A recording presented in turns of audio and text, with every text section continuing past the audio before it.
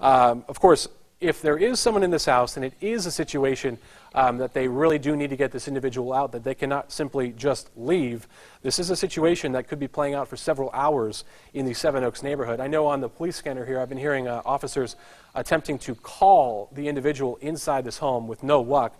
It's a 1021 call, as they call it in the law enforcement world, and so they've attempted multiple times to call this individual with no luck.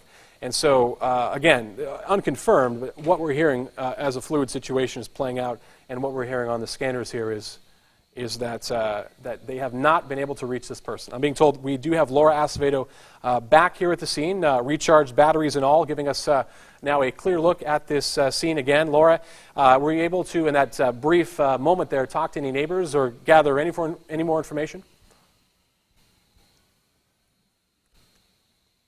Now is that this home is a home that helps juvenile children, specifically teens, and people in the neighborhood, like I said before, they just told me right now that this home has been a problem before, that they have seen cop cars in front of the home before, and now this is just a larger scale incident that is happening right now. So again, police have been negotiating with the person that is inside for several hours now, and neighbors are still out here. They all have their cell phones out, trying to find out, just like we are, exactly what is happening. But what we do know that happened is that the individual was able to get a hold of a weapon somehow. We heard reports, unconfirmed by BPD, but we did hear reports that the individual broke into a vehicle where he was able to find a weapon, and then he barricaded himself inside of this home. Police have been very actively communicating, trying to communicate. I'm not sure if you can see this shot, but one of the officers just got out of his car with some sort of a high-power weapon. Yeah, Laura, and again, we hear them on the back screen. Just trying to listen to what they're saying. Yeah. Yeah, we hear them kind of saying that same thing over. Come out with their hands up. I was able to search here on calqualitycare.org. It seems like a national, or excuse me, a statewide database from the California Healthcare Foundation that does list the Summer Breeze Youth Home for Boys at that address at Valley Forest Court. This is, again, from this website. It listed as a residential care facility with 6 licensed beds compared to the state average of 15.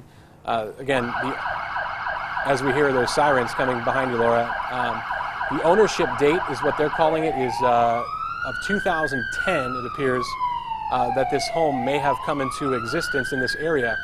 Again, this is from a website that is linked to the California Healthcare Foundation DBA.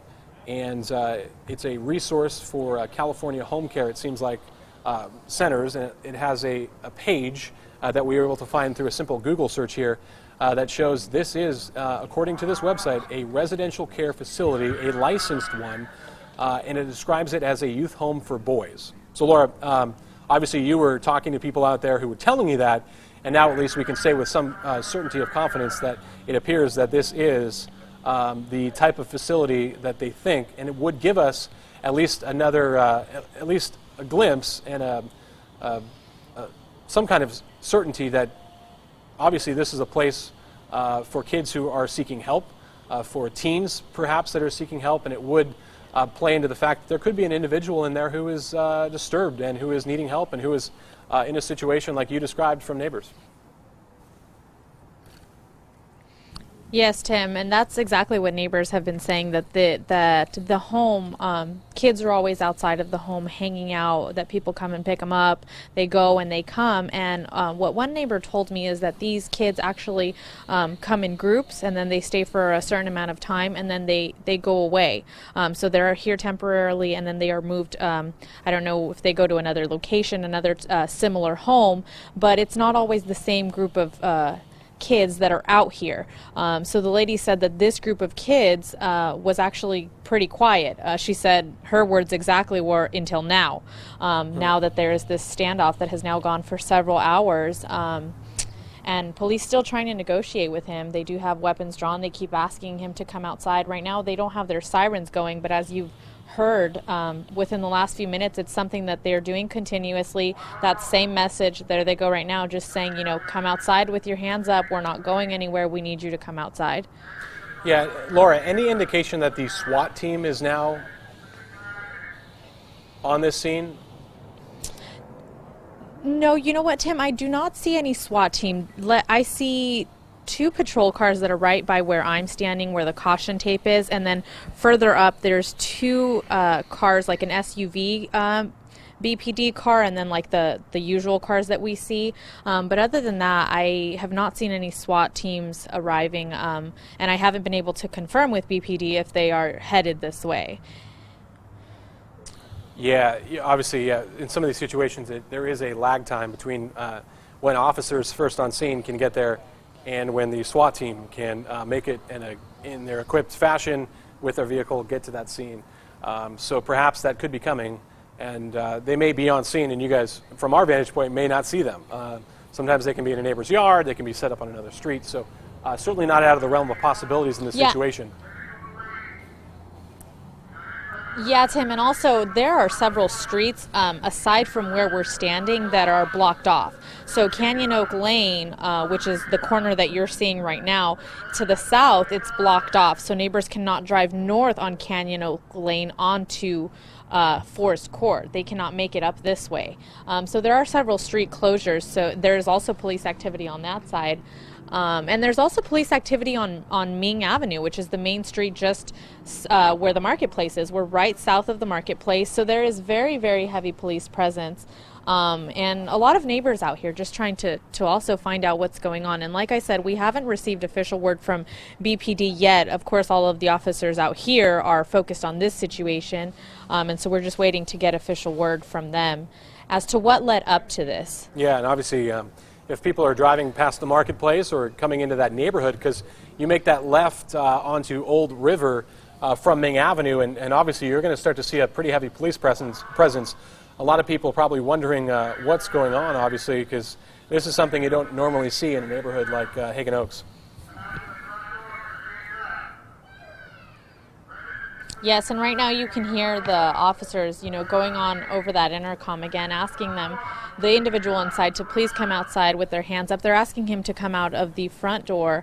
It is the repeated message that we've been hearing for the last couple of hours, but we do not know if there has been any response from the individual inside as of yet. We were talking about that. I have not seen any communication. Yeah, I haven't seen any seen or heard anything from the individual. All we're hearing is the intercom that's coming over from the BPD officer. So we're not sure if they're communicating back. Right, and as we were talking about, how these situations play out a lot of times, if neighbors are wondering, again, as we hear that siren, is that a lot of times they could stay here for quite some time if they have confirmation that this individual is inside the house. Sometimes they do get confirmation that the person slipped away or made it out a back door and is gone. And then at that point, they would obviously break down this response. But, for the neighbors in this area, you could be setting up for a long night and you could not. Of course, we hope that this ends peacefully and we hope that this ends quickly. But we have seen in these situations, these standoffs play out for several hours as police are confident that someone's inside that house. And Laura, any indication, any movement from that house? Lights being turned off and on, windows, shutters moving?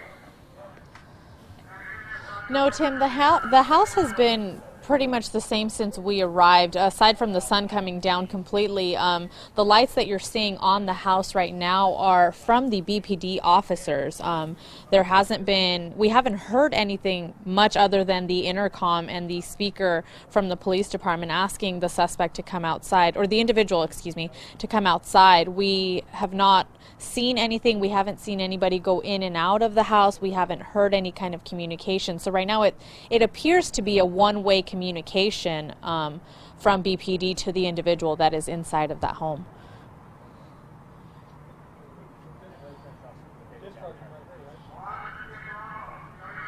So right now you can hear those sirens, I'm sorry, the intercom from the officers continuing to ask the individual inside to come outside. And just right now there are some more neighbors that are coming up to the caution tape to kind of see what is going on and what has been going on their block for several hours now. I had a young teenager asked me how long are they going to be out here for, and like we know in many of these standoff situations, we don't know how long we're going to be out here for or how long the police is going to be out here, because they are negotiating with this person that is inside of the home. And what we do know so far is that there was an individual who somehow was able to, this is unconfirmed reports from neighbors in the area from what they have been hearing. We're still waiting to hear official word from BPD, but what the neighbors have been saying, 3 or 4 neighbors that have told me the same story, is that the individual was able to get a hold of a weapon by somehow breaking into a vehicle nearby,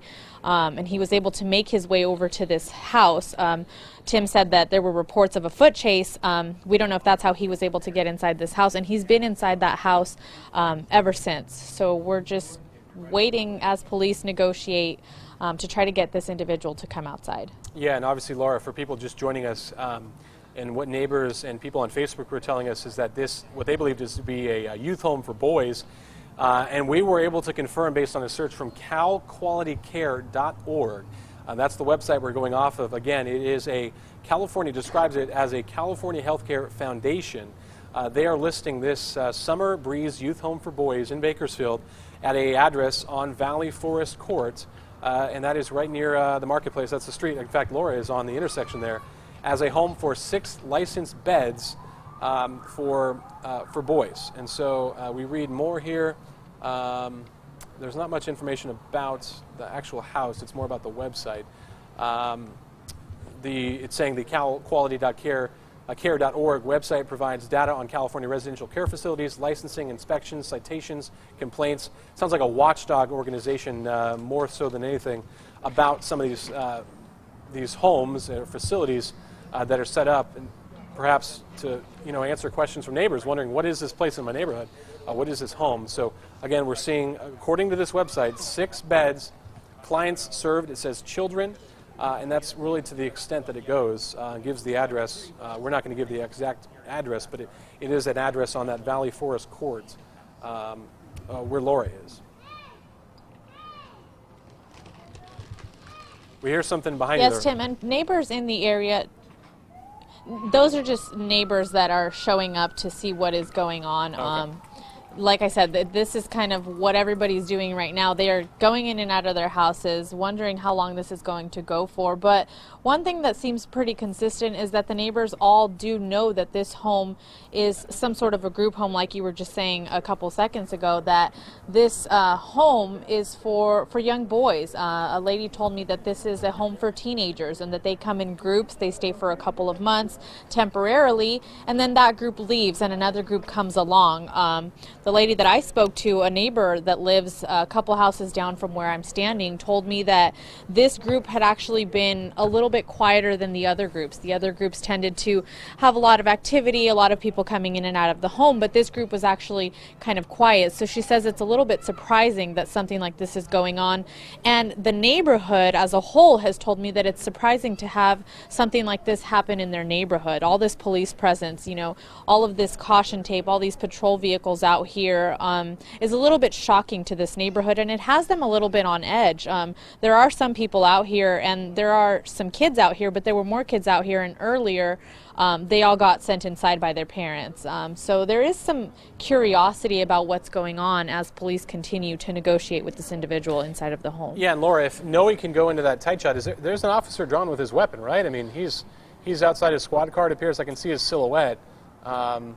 If he can go tight. Yeah, Tim, let me try and give you a closer shot. The officers are actually, some of them have their weapons drawn, and they are shielding themselves with the door of the patrol car.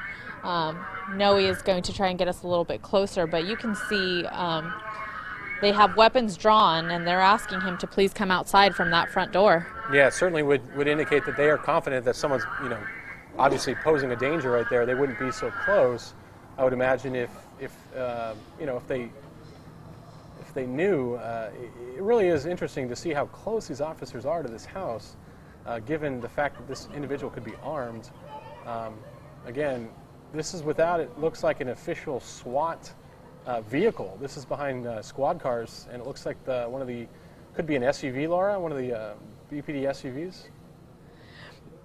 Yeah, there's like a BPD SUV and then a regular BPD patrol car out here, but there's no sign of SWAT. So these officers don't appear to be armed in tactical gear like we've seen in previous cases or previous standoffs that we've been. They seem to be in their regular uniforms, and they're shielding themselves behind their patrol cars, the doors of their patrol cars. So this isn't, this standoff hasn't scaled to a SWAT tactical gear standoff yet. You know what I mean? They're hiding behind their patrol cars with their weapons drawn as they continue to negotiate. Yeah, and right in appears the driveway of that home.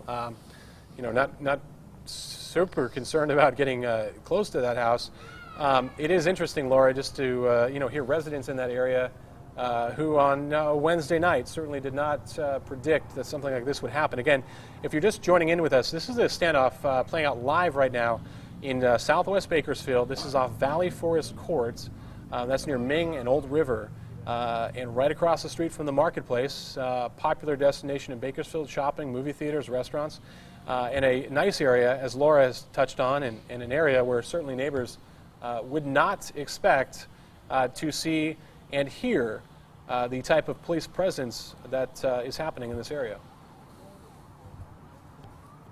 Tim, and this police presence stretches past this neighborhood. So right here, we are on Canyon, Oak Lane, and Valley Forest Court. The house is actually on Valley Forest Court, but there's police activity on Ming Avenue. There's officers on the other side of the wall of this house. The home, so they're on literally Ming is the Avenue, last and then home before Ming Avenue, right? Yes.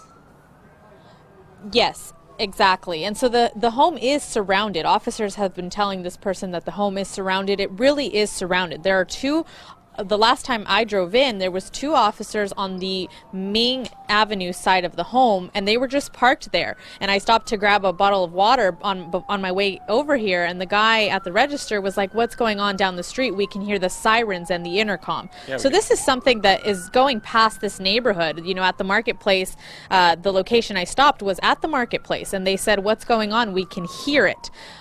So it's pretty, it's kind of surrounded this community where everybody's wondering what's going on. So if you are at the marketplace, you will be hearing the sirens and the intercom of the negotiation. Right, and we can hear them right behind you, whether it be a medical call or could be related to this call.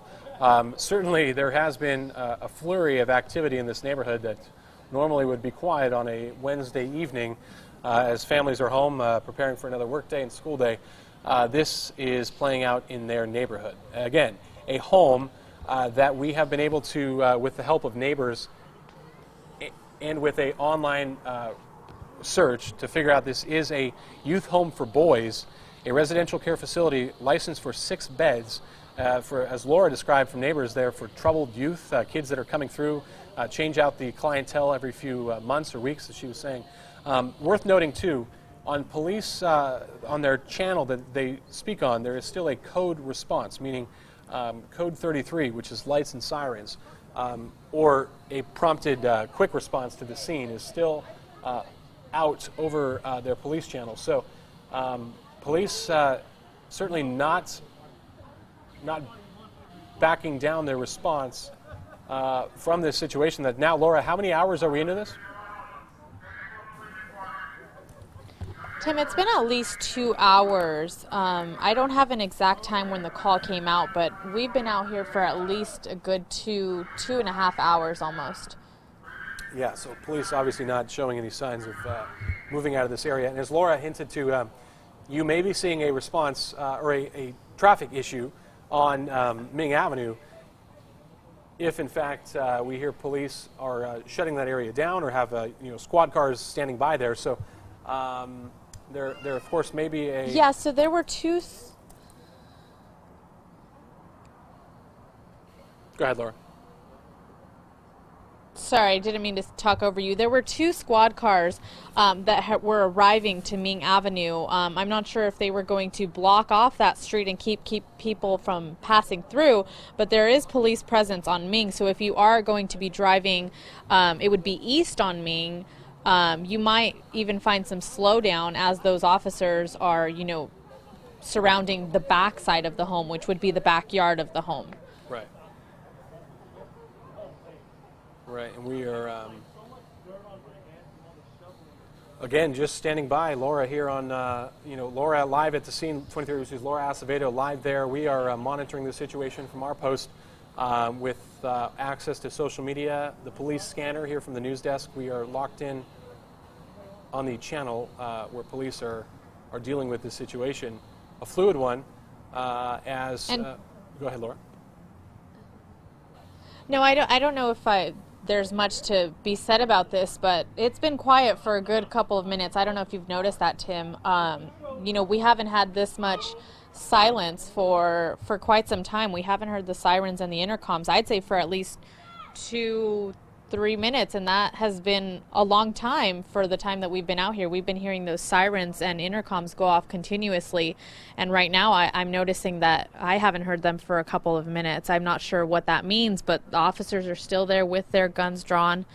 No word if maybe they're receiving some communication back, but there's been a little bit of silence in the last couple of minutes.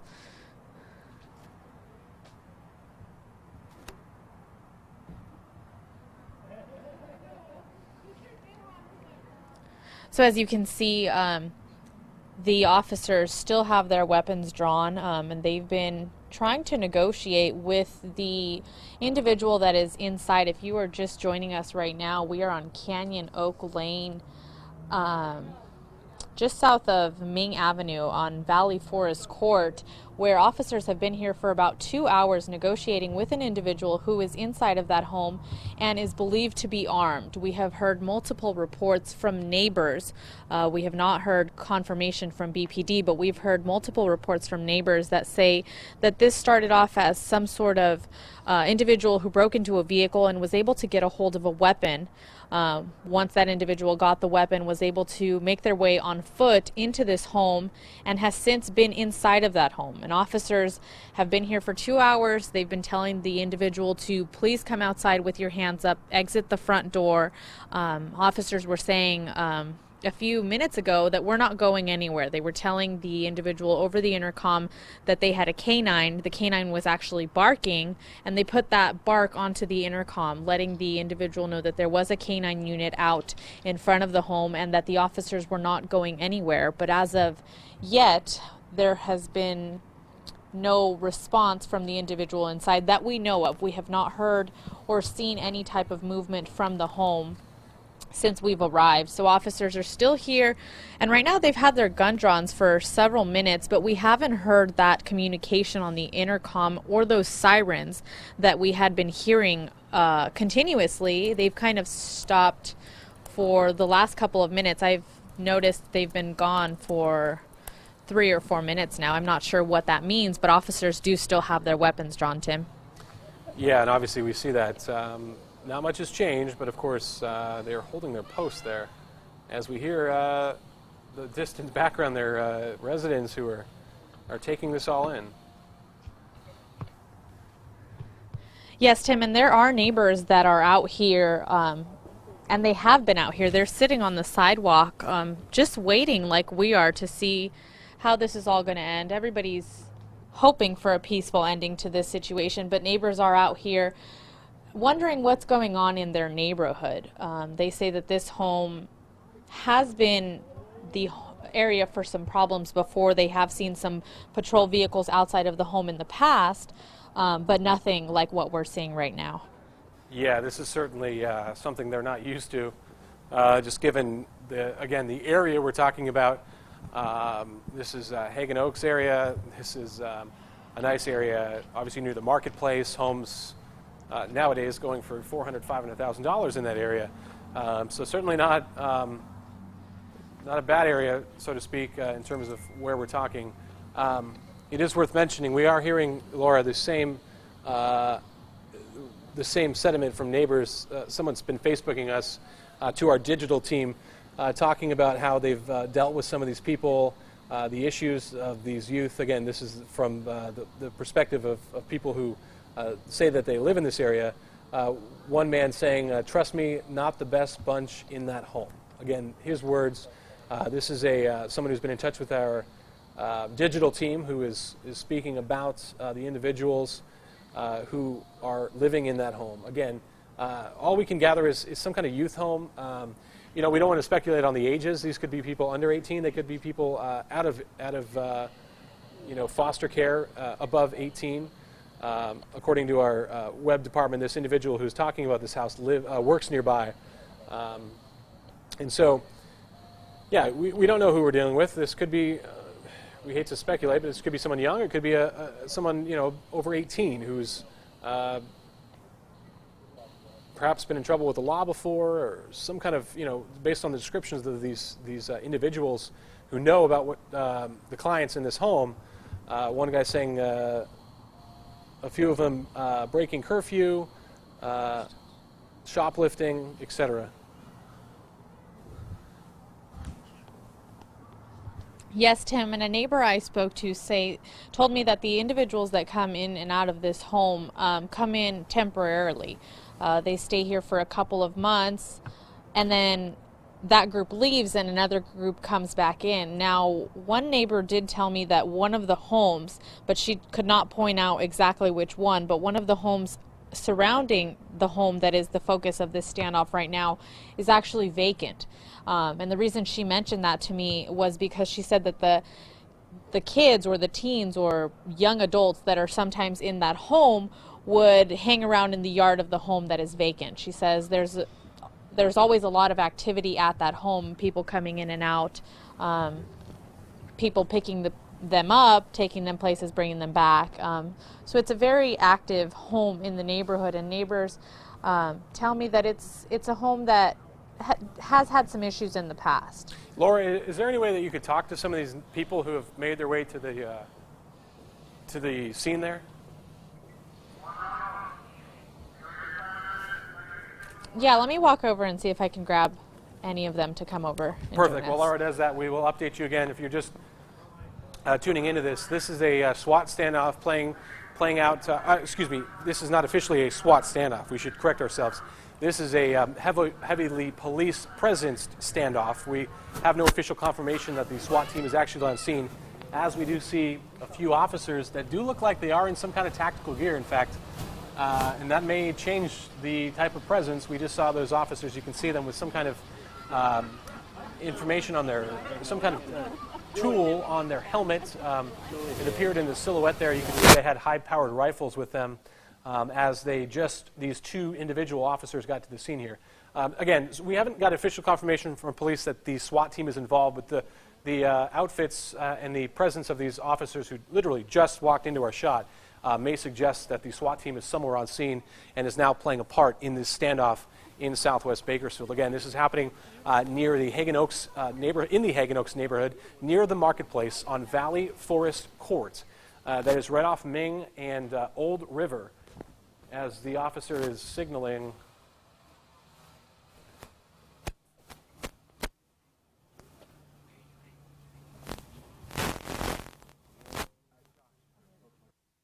They were making some kind of motion. Again, as Laura is talking to some residents in that area, we'll take you through this as it plays out live. Again, it appears to be two SWAT cars now with what could count to 5 or 6 officers there on that scene in front of that house that is spotlighted from multiple directions, as we've heard over the loudspeaker in the last few minutes, still making that call to the individual inside the house to come out and to make themselves known.